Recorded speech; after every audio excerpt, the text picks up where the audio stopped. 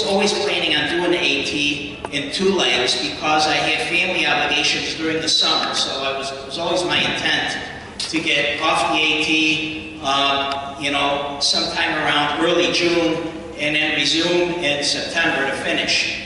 But I did have some health issues that came along, including a stress fracture in my foot that I got, plus I had hernia surgery, and I also came down with Clostridium difficile colitis, which is C. diff.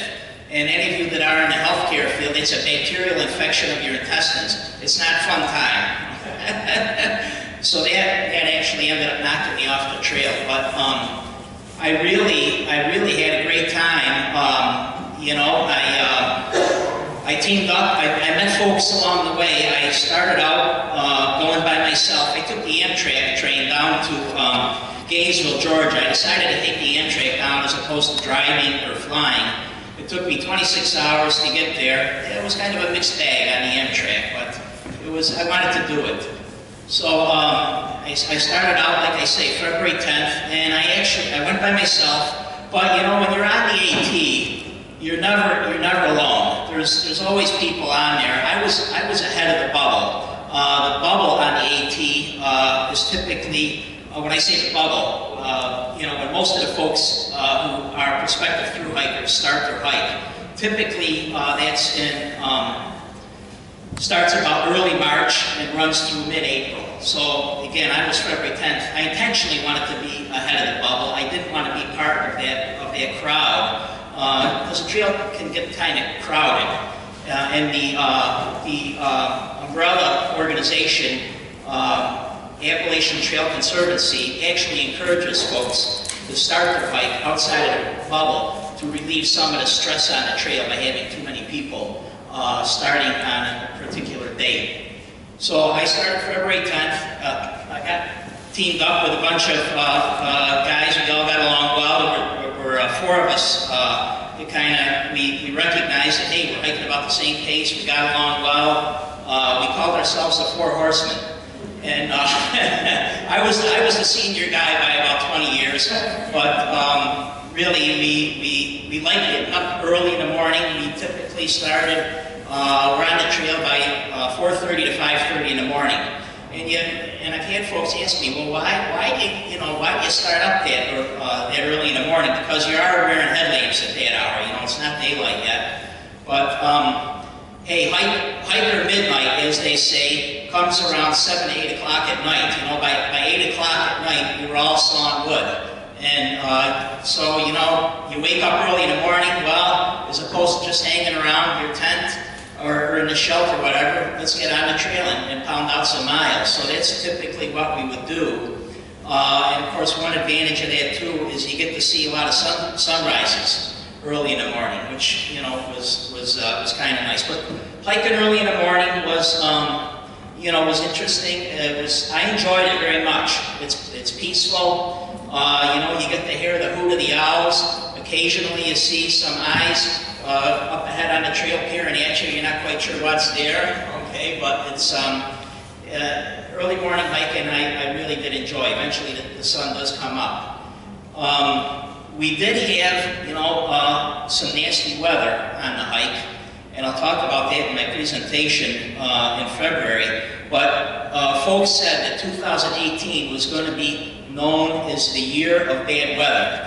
I don't know if you folks recall, but we had a lot of nor'easters come through.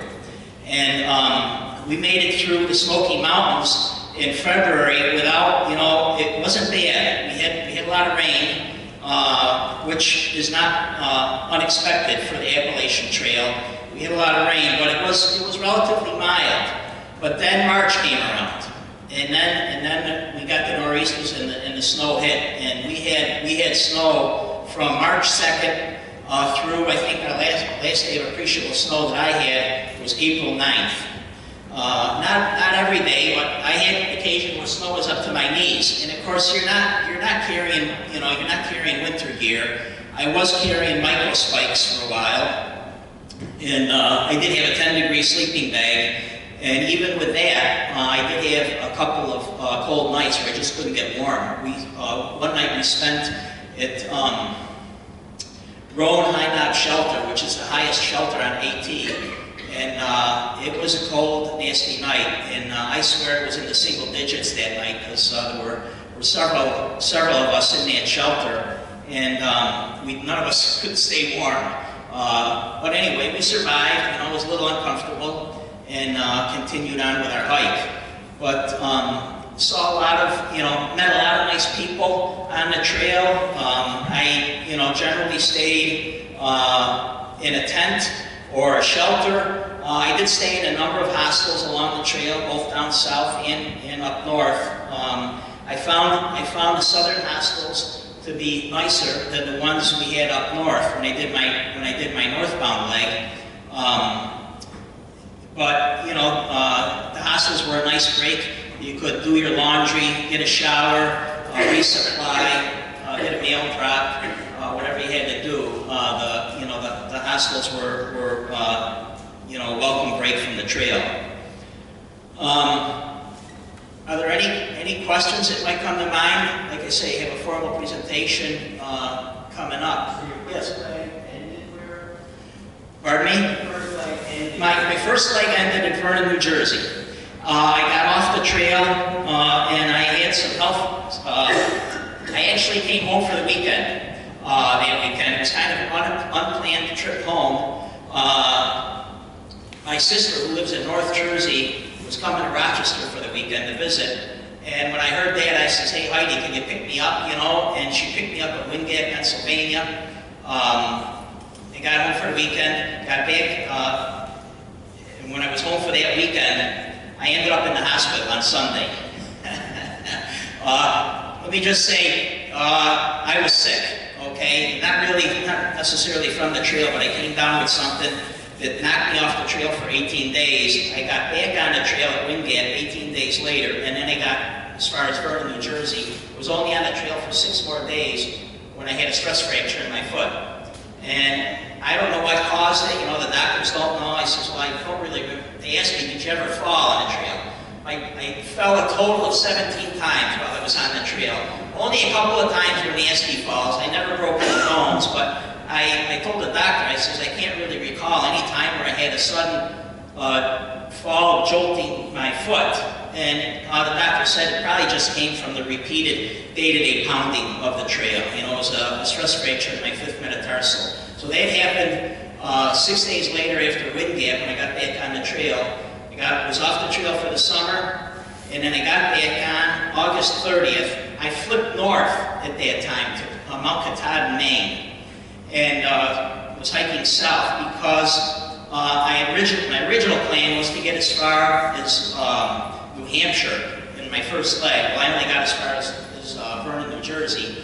And Mount Katahdin, generally, they tell you you've got to plan on summiting that by October 15th. It's all weather dependent. The rangers will close that mountain when it starts getting snowy, ice covered. Some years they keep it open later. It's all weather dependent, but I knew that I would never make it to Mount Katahdin from Vernon, New Jersey, from August 30th up till October 15th. I didn't want to put myself under that pressure. So what I did is I flipped north. I flipped north and started hiking south. So I got to Mount Katahdin August 30th. I resumed my hike, and I got as far as Crawford Notch, New Hampshire, when I had to get off when I came down with the seat. If I didn't really know what I had initially, I got to see a doctor in Gorham, New Hampshire. They ran a bunch of tests. Initially, I thought I had Giardia, and which comes from drinking untreated water. Although I treated my water meticulously, I used the drops, Aquamira, the chlorine dioxide drops. Other folks use filters, but I stuck with the drops, and I was very meticulous about that. Of course, then, when you have a bout like I had, and I had to go trotting in the woods every 20 minutes to a half hour when I first got sick. It was that nasty. Your mind starts playing games on you, and I started to think, well, geez, did I not treat my water? Did I mix up water bottles and give double treatment to one water bottle and not to another? It was not Giardia. It was the C. diff, and I got diagnosed with that in Gorham, New Hampshire. I saw a doctor, they gave me some pills, you know, an antibiotic. It was called Flagyl. And I was taking that. I tried to do some more hiking. I did cover a bunch of miles from Gorham, but I eventually had to get off. I was really in bad shape. Yes. How do you think you got that on the trail? Well, the doctor told me it's not unusual for a hiker to get it. How I got it, I don't know. You know, but it's easily passed just from casual contact from one person to another. And let's face it, hygiene on the trail is not as good as what you practice in your home, you know. And I will say that the hostels up north, I stayed in a few of them, they were, just to put it kindly, they were absolute pig pens. They were pretty bad. They were pretty nasty. And I think part of it was because when I was coming southbound from Katahdin, I was crossing paths with a hiker bubble going northbound, and I think the hostels had seen a lot of use by the time I was coming through. Some of the hostel owners were just more out, you know, I could tell. You know, they'd seen a lot of visitors, and I think cleanliness fell a little bit by the wayside. It was my impression. Not all the hostels up north, but several of them were pretty bad. So how I ended up with the C. diff, I don't know, but the doctor told me it runs rampant in some of the hospitals, you know, what I've heard. Yeah, and so I don't know how I came down with it, but I did. Yeah, Jackson. When the night is that cold and you just cannot get warm in your sleeping bag, can you use a hand warmer to make a difference? I suppose, you know, I actually had, I wasn't carrying it, the chemical activated hand warmers you're talking about, Jackson. Yeah, I didn't carry any of those. I'm sure they probably help, you know, with the extremities. Big problem that I was having keeping warm was my feet. I even had down socks along. And I still, you know, it was still cold. It was not to the point where, you know, you couldn't stand it. It was just a little uncomfortable. Of course, when the temperatures get that cold, too, you can forget about using your butane stove because, you know, they just don't work when the temperature's that cold. I tried like putting a canister of fuel in my sleeping bag and warming it up, and then quickly taking it out and firing it up, and you get about a 20-second burn time out of it before it, you know, it would just peter out. Well, we only had a couple nights like that. That particular night was the coldest at Roan High Knob Shelter. Yeah. And I slept in my sleeping bag with all my clothes. You know, I had good gear along. I was anticipating some cold nights. Like I say, I had a 10-degree bag. I had a merino wool base layer, a fleece. I was carrying a down sweater and then a shell. So I had the right gear along. You know, and I had some gloves and mittens along, and I had a buff for my head, and you know, it was just a little bit colder than we were expecting. So what are the plans for 19? Well, I would like to get back and finish. My wife is a good sport about it. She's not a hiker, but I just recently retired before I got on my through hike. And Kayanne told me, she says, she was very supportive. She says, go do your thing, get your hike done. You know, this is the year to do it. She was still working. She retires at the end of December, but she was very supportive. But I don't want to push my luck by attempting another through hike. You know, so. But I would like to next year get up there and finish the 500 miles that I need, basically from Crawford Notch to Vernon, New Jersey. At some point, I'd like to get back and finish that. How long did that take you? Well, I have 500 miles. I'm figuring it's going to take me somewhere around 5 to 6 weeks. You know, I've actually finished the hardest parts of the trail. You know, I found Maine to be particularly hard. Barb, I know you were a through hiker. What was your toughest state? Well, up in the lights, you start thinking, what if they let me walk upright like a human being? Off floors. So, and even though that was later on in the trip, we were stronger, but it was still like, let me walk upright. Yeah. Yeah. So I've coming south from Katahdin, I found Maine to be particularly tough. I'd hiked over the years much of the AT through New Hampshire and Maine, but I did hike like through the 100-mile wilderness. I had hiked the Mahoosic Notch.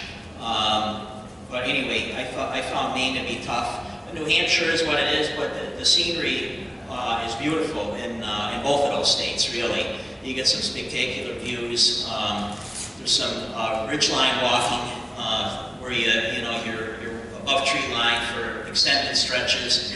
More so than what we have in the Adirondacks. We have our above tree line sections in the Adirondacks, but I think in Maine and the Whites, it's longer.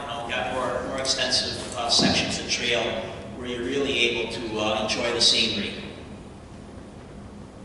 When I took the trail, I would sit at night and write it in journals. So I'm guessing the internet and cell phones and such have changed the communication on the trail. It has. I did not carry a hard copy map with me. I had a PDF file of a book called AT Journal, which was only like $15. I had a PDF of it on my phone, and Kayanne had a hard copy at home, so I could tell her, look on page 219. This place sent a mail drop for me here, and it was very helpful. It has a lot of information for the full length of the trail, and I also had an app on my phone called Gut Hooks, which was also very helpful. And there were Gut Hooks was tied into the GPS if needed. Generally, the trail is pretty well marked. Okay, it's marked with the white blazes, the 2-inch by 6-inch white blazes. And generally the trail is pretty well marked, but there are some sections where it's in the eyes of the beholder, I guess, how frequently you're going to put these blazes up. And there were some sections where it wasn't marked at all, and I wasn't the only one that was grumbling a little bit about that. There were others too, and of course then people are not quite sure where they're walking, and then suddenly there's a herd path that goes off, and you say, well, is the trail over here or is it over here? For the most part, it's well marked. But I did not, like I say, did not carry a hard copy map. I did keep a trail journal, a daily trail journal. There's a website, www.trailjournals.com, and I posted a daily website, a daily journal entry. I made it a point to do that. Sometimes I didn't have cell phone coverage at night, but when I get up on the ridge line, or at higher elevation, I'd have saline coverage again, and then I upload my entry. But cell phones were convenient. If you needed, if you were coming to a road crossing and there was a hostel you wanted to stay at, and you were up on the ridge, you could call ahead of time. A lot of the hostels will provide shuttle service from the trailhead to their hostel and back. Sometimes they charge for it, sometimes they don't. But that's convenient, It's one thing to be hiking the Appalachian Trail, but hikers, don't ask me to walk an extra quarter mile down the road to get to the hostel, okay? I might be walking 20 miles that day, but don't ask me to do that extra quarter mile. Yes. How did you keep the cell phone charged? Well, when you get to a hostel, I could charge it, and I also carried one of these power packs that was good for several charges on my cell phone. They're heavy, they have weight, but I really wanted to make sure, and I was judicious in the use of my cell phone. Generally, when I was hiking during the day, I'd keep it in airplane mode. Sometimes I'd even power it right off, but the power charges, I forget what they're actually called, but they help a lot. So I never really ran my cell phone down to zero. I was always able to keep it charged. Yeah. Did you stumble across anybody who had like a small solar cell that they stick on the top of their backpack? I did not see any of those. I've heard a lot of mixed reviews, about those. No, I don't really recall seeing any of those on the trail.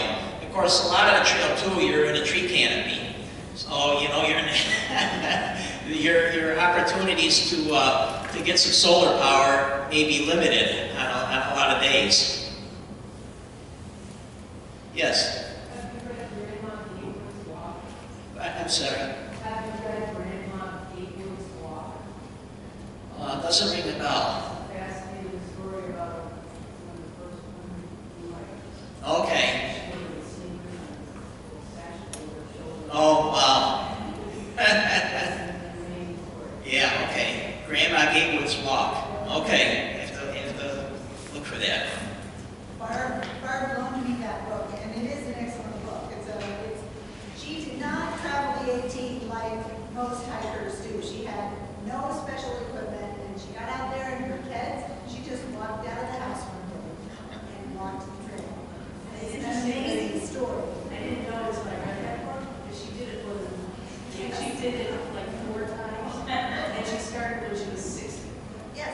So they never really made that point well known about her. They always talk about she was in sneakers and a gunny sack, but I never really knew that she had done it like 4 times. And she more often relied on people along the trail. She expected to kind of find a bed to sleep in a lot of times at people's homes, or their porch, or their picnic table.